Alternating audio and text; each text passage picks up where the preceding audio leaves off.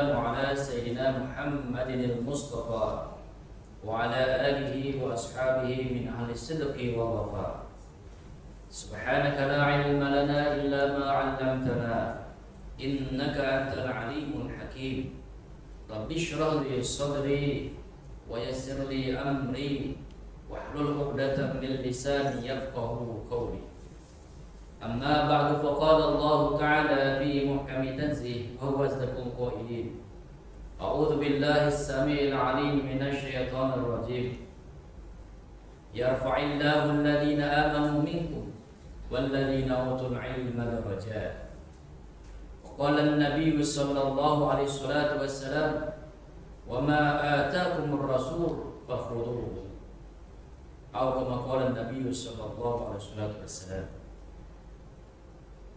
Hadirin pemirsa dimanapun Anda berada, rahimakumullah.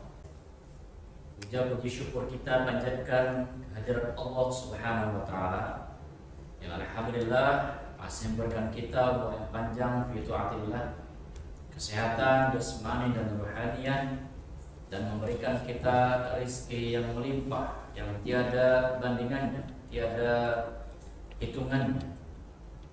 Wa in ta'uddu ni'matallah la tuhsuha. Sekiranya kita akan menghitung kenikmatan yang Allah berikan kepada kita, maka la tuhsuha, tidak akan mampu kita untuk menghitung. Pemirsa yang berbahagia, insyaallah pada pertemuan kali ini kita akan membahas tentang salah satu kitab ternama di penjuru dunia manapun, yakni kitab Bulughul Maram, kitab hadis. Insyaallah mudah-mudahan kajian-kajian kita pada sesi ini membawa keberkahan untuk pribadi kita, keluarga kita, masyarakat kita, di dalam tuntunan kehidupan kita, sehingga apapun yang kita lakukan, apapun yang kita bicarakan, apapun ibadah-ibadah yang insya Allah akan kita lakukan itu sesuai dengan standar dari baginda Rasulullah Sallallahu Alaihi Wasallam, yang insya Allah mudah-mudahan ketika kita sudah mempelajari beberapa hadis-hadis yang sahih, hadis-hadis yang muktamad, insya Allah hidup kita, tatanan hidup kita, retorika hidup kita, insya Allah akan menjadi syafaat bagi kita dari Rasulullah SAW. Pemirsa yang berbahagia, insya Allah pada bulan Ramadan ini kita akan mulaikan pembahasan tentang hadis Bulughul Maram, yang insya Allah nantinya di sini akan kita mulai dengan kitab yang pertama, yaitu Kitabut Thaharah. Kemudian kitab-kitab yang lain, pembahasan yang lain. Untuk pertanyaan-pertanyaan terkait dengan pembahasan ini, nanti boleh tulis di kolom komentar apabila pemirsa membutuhkan pertanyaan-pertanyaan tentang seputar hadis yang akan kita bahas. Oleh karena itu kita akan awali dengan pembacaan umur kitab, yakni surat Al-Fatihah. Semoga dengan pembacaan surat Al-Fatihah kajian kita ini diberkahi Allah Subhanahu wa taala. Kemudian para pemirsa di rumah diberkahi Allah Subhanahu wa taala, dan kita semuanya mendapatkan ridha dari Allah Subhanahu wa taala. Amin Allahumma amin. Alhamdulillahi ala ni'amihi az-zahirati wal batinah, qadiman wa hadithan. Wassalatu wassalamu ala nabiyhi wa rasulihi Muhammad wa alihi wa sahbihi alladzina saru fi nasrati dinihi siran hadithan, wa ala atba'ihim alladzina warithu ilmahum wal ulama warasatul anbiya akramu bihim warithan wa mawruthan. Amma ba'du, fahadha muqtasirun yashtamilu ala usulil adillah al-hadithatu lil ahkam asy-syar'iyyah tahriran baligan liyasira man yahfazuhu baina aqrani tabi'an wa yasta'inu bihi at-talibul mubtadi la yastaghna anhu 'ala muntaha. Pemirsa yang berbahagia, kita akan memulaikan pembahasan kita tentang bab yang pertama, yaitu babul ahkamil miyah, bab tentang hukum air. Jadi pembahasan yang pertama dalam kitab hadis Bulughul Maram ini yaitu tentang air. Perlu sekali kita mempelajari tentang hukum-hukum air. Kenapa?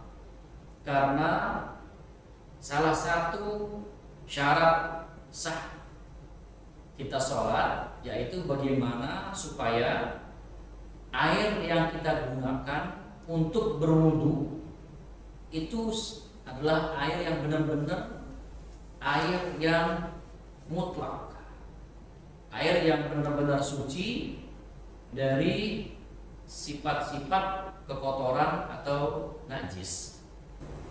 Baiklah, kita akan membacakan hadis yang pertama, yakni hadis dari Abu Hurairah yang bunyi lengkap dari hadisnya adalah an Abi Hurairah radhiyallahu anhu qala Rasulullah sallallahu alaihi wasallam fil bahri wa tuhuru ma'uhu al-hillu maytatuhu akhrajahul arba'ah wa banu Abi Syaibah wa lafzu lahu wa banu Khuzaimah wa Tirmidzi wa rawahu Malik wa Syafi'i wa Ahmad. Dari Abu Hurairah radhiyallahu anhu, semoga Allah meridai beliau, beliau berkata, qala Rasulullah sallallahu alaihi wasallam, bahwasanya baginda Rasulullah sallallahu alaihi wasallam bersabda, fil bahri, di laut itu, artinya air laut itu, huwa tuhuru ma'uhu, adalah suci airnya, al-hillu maytatuhu, halal bangkainya. Hadis ini dikeluarkan oleh Imam Al-Arba'ah. Kemudian dijelaskan di sini siapakah Imam Al-Arba'ah itu, harus kita pahami. Ketika dalam sebuah hadis dikatakan hadis itu dikeluarkan oleh Imam Al-Arba'ah, maka yang dimaksudkan dengan Imam Al-Arba'ah adalah pertama Abu Dawud, yang kedua Imam At-Tirmidzi, yang ketiga An-Nasa'i, dan keempat Ibnu Majah. Jadi nanti di sini ada rumusannya hadirin sekalian. Ketika hadis tersebut dikatakan akhrajus sab'ah, maka yang dikatakan, yang dinamakan dengan imam yang 7 yaitu Imam Ahmad, Al-Bukhari, Muslim, Abu Dawud, Tirmidzi, An-Nasa'i, dan Ibnu Majah. Sedangkan ketika dikatakan hadis tersebut riwayat imam yang 6, berarti yang dimaksudkan adalah Al-Bukhari, Muslim, Abu Dawud, Tirmidzi, An-Nasa'i, dan Ibnu Majah. Ketika dikatakan 5 imam yang meriwayatkannya, berarti yang dimaksudkan adalah Imam Ahmad, Imam Abu Dawud, Imam At-Tirmidzi, An-Nasa'i, dan Ibnu Majah. Kemudian ketika dikatakan imam yang 3, yang dimaksudkan adalah Abu Dawud, Tirmidzi, dan An-Nasa'i. Dan terakhir ketika dikatakan dalam hadis itu muttafaqun alaihi, maka yang dimaksudkan adalah Imam Al-Bukhari dan Muslim. Nah, hadis yang pertama ini hadirin sekalian, ini dikeluarkan oleh imam yang 4 yang sudah kita bahas tadi. Di samping imam yang 4, hadis ini juga ditambahkan perawinya yaitu Imam Ibnu Abi Syaibah. Kemudian lapasnya ini juga ya dikeluarkan oleh Imam Ibnu Khuzaimah dan At-Tirmidzi dan Imam Malik, Imam Asy-Syafi'i dan Imam Ahmad. Air laut itu merupakan air yang suci dan mensucikan. Banyak air yang suci tapi tidak bisa mensucikan, pemirsa sekalian. Misalkan air kopi atau air teh, itu air yang suci, boleh kita minum, boleh. Tetapi ketika kita memakai kopi atau teh untuk mensucikan baju kita kena najis, maka itu tidak sah atau tidak boleh. Kemudian di samping itu air laut merupakan yazilul khubuth, bisa menghilangkan kotoran-kotoran, baik kotoran manusia, kotoran hewan, kotoran binatang-binatang, itu bisa hilang kena jisannya disebabkan dengan kita menggunakan air laut. Kemudian pemahaman hadis yang kelima, yakni ikan yang di laut la yahtaju ila zakat, tidak dizakatkan. Sekali lagi, ikan yang hidup di laut itu tidak dizakatkan. Kenapa? Lianna syari'a ahallu maytati. Karena syariat agama kita menghalalkan bangkainya. Nah, demikian juga hewan-hewan yang hidup di laut itu tidak perlu dizakatkan. Yang keenam, kehalalan memakan bangkai laut itu. Kemudian dari binatang-binatang atau sesuatu yang hidup di laut kemudian mati, itu boleh kita makan, boleh. Selanjutnya yang ketujuh yaitu kebolehan untuk menjawab lebih banyak dari pertanyaan untuk menyempurnakan faidah dalam satu ilmu.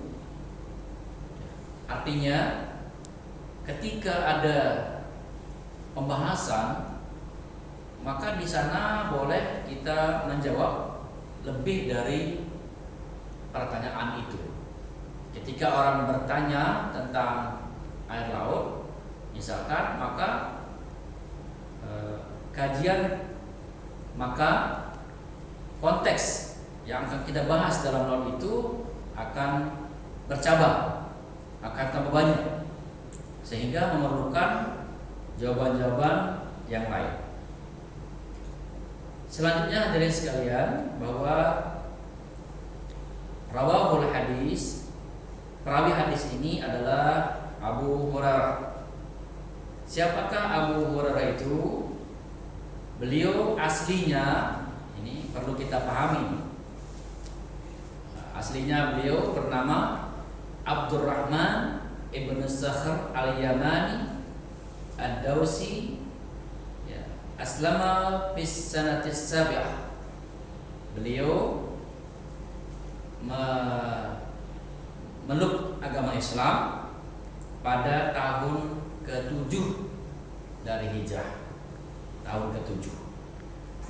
Beliau meriwayatkan sebanyak 5.374 hadis. Subhanallah. Beliau meriwayatkan 5.374 hadis. Wa huwa aktsaru as-sahabah haditsan. Beliau adalah sahabat yang paling banyak merawikan hadis. Sebenarnya Abu Hurairah itu adalah sahabat Rasulullah SAW yang paling banyak merawikan hadis. mata sanata, dan beliau meninggal dunia pada tahun 59 dari Hijriah. Pada tahun ke-59 Hijriah, beliau berusia pada waktu itu dalam usia 78 tahun. 78 tahun usia beliau. Wadufina bil Madinah, dan beliau dimakamkan di Madinah. Kemudian man ikhrajul hadis, siapakah yang mengeluarkan hadis ini? Dalam hadis ini dikeluarkan oleh 4 imam. Mereka adalah yang pertama Abu Dawud, kemudian An-Nasa'i, yang ketiga At-Tirmidzi, dan yang keempat adalah Ibnu Majah. Kemudian selanjutnya diriwayatkan juga hadis ini oleh Ibnu Abi Syaibah. Ibnu Abi Syaibah ini adalah siapakah dia? Yaitu Abu Bakar. Ya, Abu Bakar Abdullah ibni Abi Syaibah, sahibil Musnad, wa huwa min syuyukhil Bukhari. Subhanallah. Wa Abi Dawud wa Ibnu Majah, wa qala Adz-Dzahabi fi haqqihi al-Hafiz al-Adil an-Nazir al-Tabat at-Tahrir. Kemudian Abu Khuzaimah. Siapakah Abu Khuzaimah itu? Beliau adalah Al-Hafiz Al-Kabir, Imamul A'immah, Syekhul Islam Abu Bakr Muhammad ibni Ishaq ibni Khuzaimah, intaha ilayah, Al-Imam wal Hafiz fi asrihi. Kemudian Imam Malik. Nama lengkapnya Imam Malik itu adalah Malik ibni Anas ibni Malik ibni Anas al-Asbahi al-Humairi Abu Abdillahil Mudni Ahmad A'lamul Islam, Imamul A'immah wa Imamud Daril Hijrah.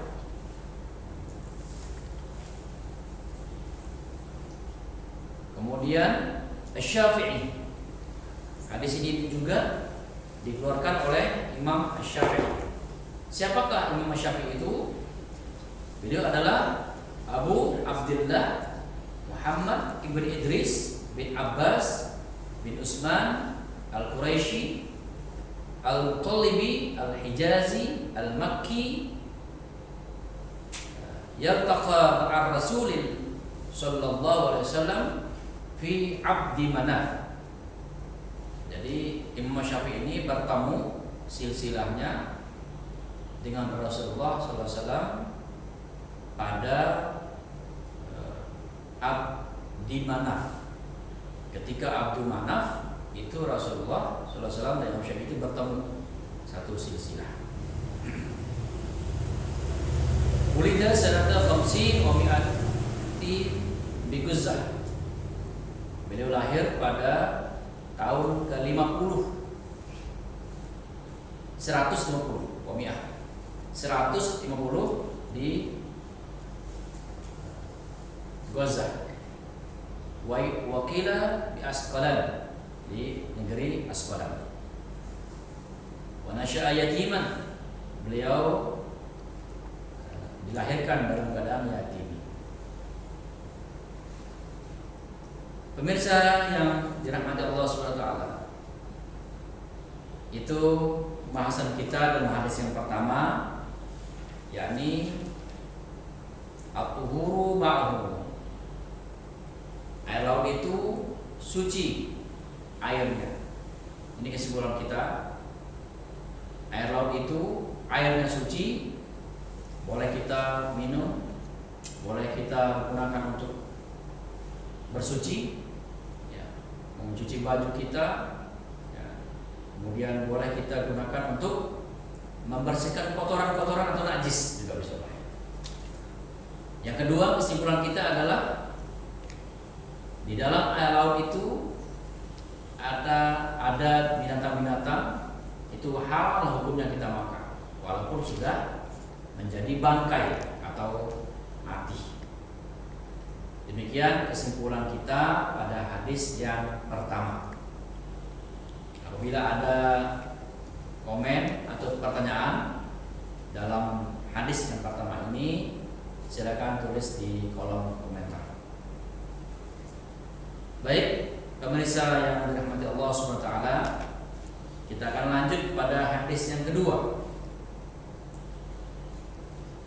An Abi Sa'id Al-Khudri radhiyallahu anhu qala Rasulullah sallallahu alaihi wasallam, innal ma'a tahur la yunajjisuhu syai'. Akhrajahu thalathah wa sahahahu Ahmad. Dari Abu Sa'id Al-Khudri radhiyallahu anhu, semoga Allah meridainya, bahwasanya beliau berkata, qala Rasulullah sallallahu alaihi wasallam, Rasulullah sallallahu alaihi wasallam bersabda, innal ma'a tahur, sesungguhnya air itu pada hakikatnya adalah suci, bersih. Ya, la yunajjisu syai'un, tidak dinajiskan dengan sesuatu. Yang dimaksudkan dalam hadis ini adalah air laut itu merupakan air yang mutlak, air yang suci ketika kita gunakan untuk apapun itu namanya. Apakah kita mau mandi, apakah kita mau berwudu, apakah kita akan mencuci, apakah kita akan air minum dan sebagainya, itu boleh. Itu kemutlakan air laut. Kemudian at-taharah logatan an-nazafah. Ya, secara bahasa taharah itu artinya an-nazafah, bersih. Ya. Suci secara bahasa artinya bersih. Wastilahan, sedangkan beristilah adalah sifat hukum yang mewajibkan mengangkat hadas dan menghilangkan kotoran. Ya. Kemudian apa yang diinginkan dari hadis konteks ini? Yang pertama adalah menuntut orang yang belum paham tentang sesuatu apapun juga ayas al-anhu ahlul ilmi. Pemirsa yang dirahmati Allah Subhanahu wa taala, baiklah kita akan membahas tentang hadis yang kedua.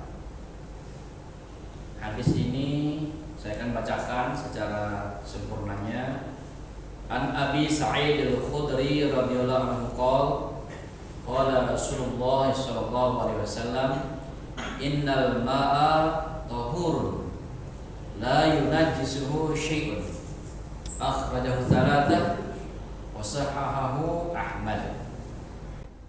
Dari Abi Sa'id Al-Khudri, semoga Allah meridhai beliau, bahwasanya beliau berkata, Rasulullah sallallahu alaihi wasallam bersabda, innal ma'a, bahwasanya air itu tahur, suci.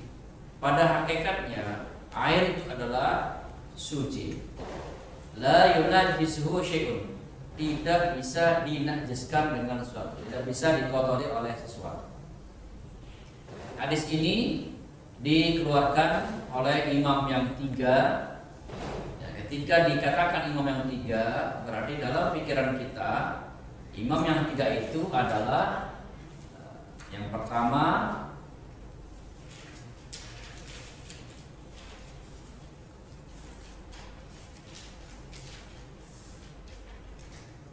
Abu Dawud, yang kedua Imam At-Tirmidzi, dan ketiga Imam An-Nasa'i. Itu yang mengeluarkan hadis tersebut dan disahihkan oleh Imam Ahmad. Jadi Imam Ahmad ini di luar dari imam yang 3 tadi itu, dan beliau mensahihkan hadis ini. Maknanya adalah air itu tidak bisa dikatakan najis dengan jatuhnya sesuatu padanya. Itu ada arti dari hadis ini. Tahurun, al-ma'u tahurun, air itu suci. Apa arti tahurun? Tahurun artinya tahirun mutahhirun. Air itu suci dan mensucikan.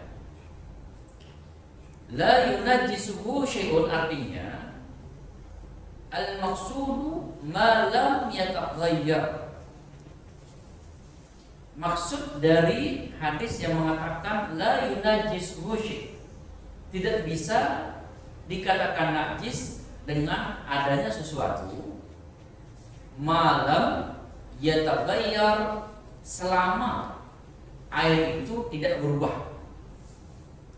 Wa illa, dan kecuali, artinya apabila airnya berubah, yang asal muasal air tadi itu adalah suci, kemudian bercampur dengan najis, lalu air tersebut menjadi berubah tanajjasa bil ijtima', maka menurut pendapat ijma' ulama, air tersebut menjadi najis. Wa huwa 'amun makhsusun li'annahu bitaghyir, dan ini adalah keumuman yang dikhususkan. Li'annahu bitaghyir, karena perubahan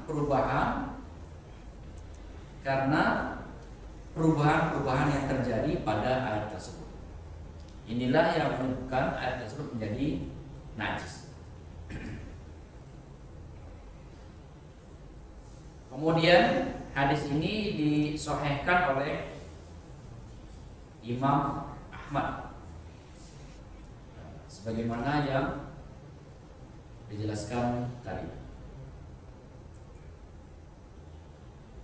Kemudian di sini pemahaman hadis mengatakan ikhtilafat al-ulama fil ma' idza khalituhu najasah wa lam yataghayyar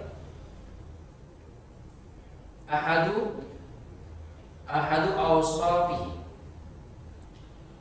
Perbedaan pendapat, pandangan ulama pada hukum air ketika bercampurnya air tersebut dengan najis dan tidak berubah satu pun dari sifat-sifat air tadi.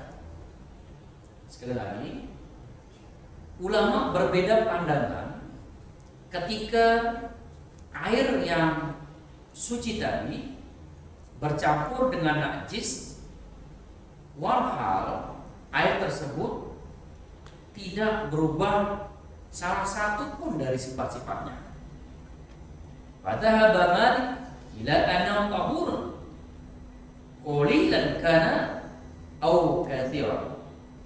Pendapat yang pertama, yakni pendapat Imam Malik, bahwasanya beliau mengatakan annahu tahurun qalilan kana au katsiran, bahwasanya air yang terkena atau bercampur dengan najis tersebut hukumnya adalah suci, qalilan, baik air tersebut sedikit au katsiran, ataupun air itu banyak. Bihadzal hadis, amalan bihadzal hadis, beliau mengambil istinbat dari hadis tersebut, hadis yang kedua ini. Kemudian wa dhahaba asy-Syafi'i, Syafi'iyah wal Hanafiyah wal Hanabilah, sedangkan menurut pendapat yang kedua yakni menurut Imam Asy-Syafi'i, Imam Al-Hanafi dan Imam Al-Hambali, ila kismatil ma ila qalilin tadarruhu an-najasah mutlaqan, bahwasanya tiga imam ini membagi air tersebut menjadi yang pertama air sedikit. Ketika air itu sedikit, maka dihukumkan air tersebut menjadi najis secara mutlak. Kemudian yang kedua, yakni wa katsirin, air yang banyak ketika bercampur dengan najis la tadarruhu, maka tidak memudaratkan, artinya tidak menjadi masalah. Illa ma ghayyara ahada awsafihi, kecuali apabila berubah salah satu sifat-sifat air yang tiga itu. Manakah sifat air yang tiga? Yang pertama adalah launuhu, warnanya air berubah. Ketika air tadi pada dasarnya berwarna bening, maka ketika bercampur dengan najis, air tersebut warnanya menjadi putih atau hijau atau merah, maka air tersebut menjadi najis.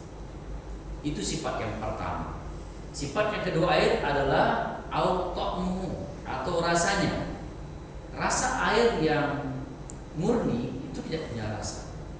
Tapi ketika air tersebut bercampur dengan najis, kemudian ada rasanya, misalkan ada asin-asin dikit, atau agak asam, atau pedas, atau sebagainya, maka dihukumkan air tersebut walaupun banyak menjadi air najis atau bukan najis. Dan yang ketiga adalah sifat air tersebut au rihuhu, yaitu baunya. Ketika air tersebut berubah baunya, yang tadinya tidak ada sama sekali bau, begitu bercampur dengan sesuatu najis, bau air itu menjadi nyengat. Nah, maka air tersebut dihukumkan menjadi air yang najis. Wakhtalafu fi haddil qalil wal katsir. Dan perbedaan ulama yang kedua ini adalah tentang bagaimana batasan-batasan air tersebut dikatakan air itu qalil, sedikit, atau katsir, atau banyak. Apa ukuran air itu dikatakan air itu banyak atau sedikit? Nah, pada hadis Syafi'iyah wal Hanabilah, maka di sini pendapat yang pertama, yakni mazhab Syafi'i dan Hambali, mengatakan annal qalil ma dunal qullatayn, bahwasanya air sedikit itu adalah air yang kurang dari 2 kulah. Wal katsir kullatani kama fawqa, dan air yang banyak itu adalah air yang berukuran atau terkumpul 2 kulah atau lebih. Kemudian ya, di sini nanti dijelaskan berapa ukuran dari 2 kulah itu. Kullatani tathniyah kullah, 1 kulah, 2 kulah.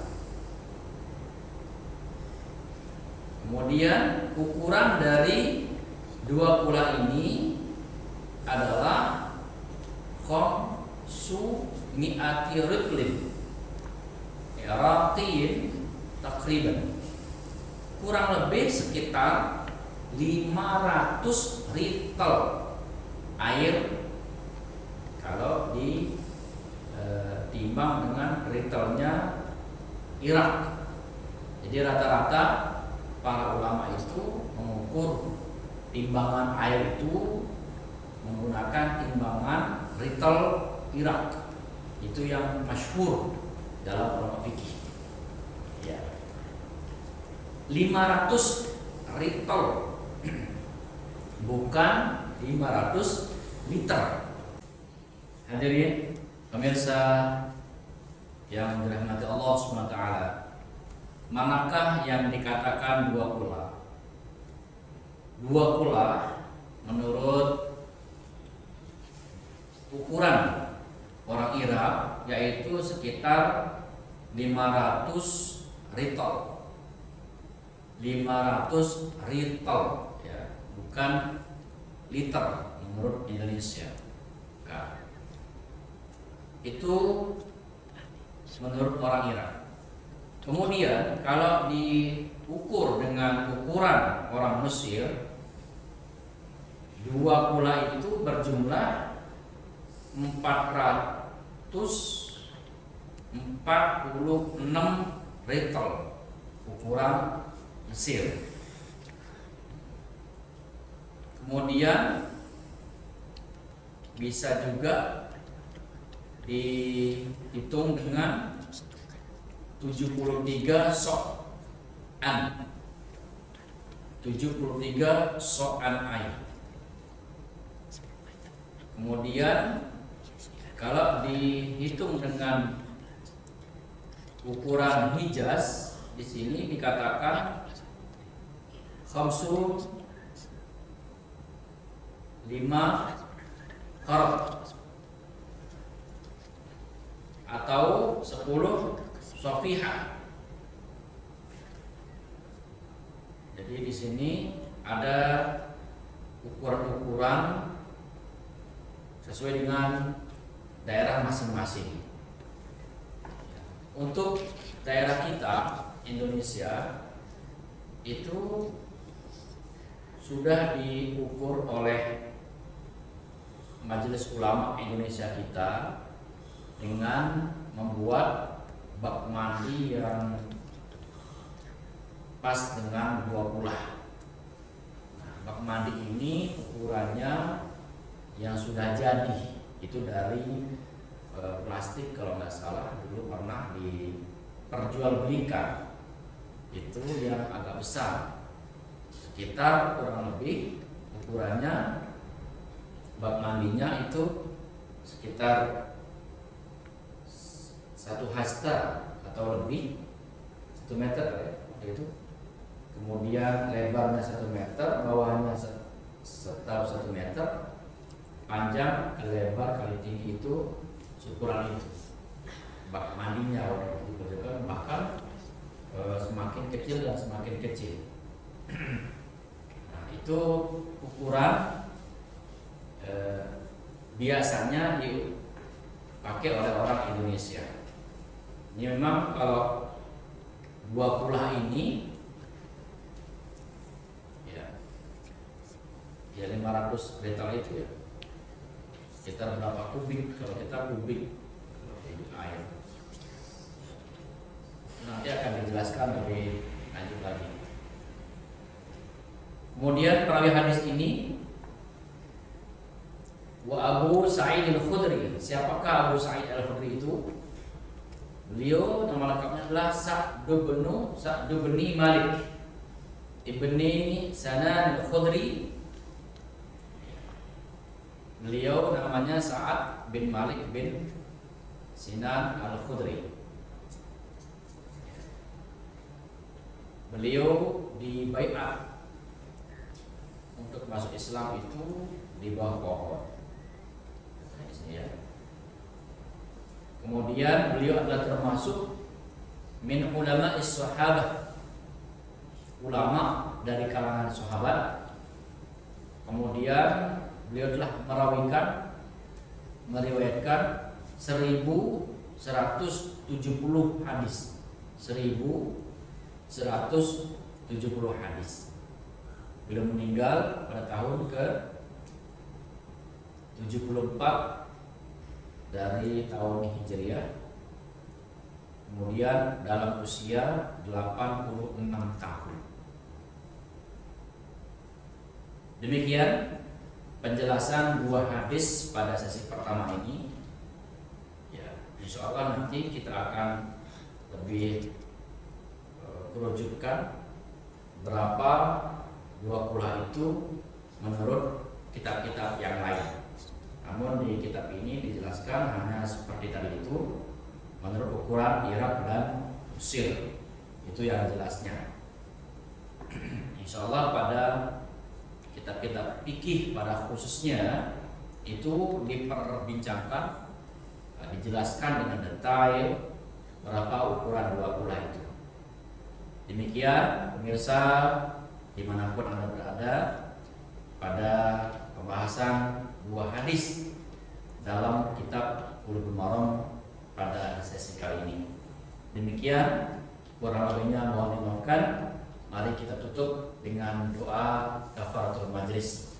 Subhanakallahumma wa bihamdika asyhadu an la ilaha illa anta astaghfiruka wa atubu ilaik. Wallahu muwaffiq wal hadi ila sabilir rasyad. Assalamualaikum warahmatullahi wabarakatuh. Sampai jumpa dan selamat bertemu pada sesi berikutnya. Terima kasih.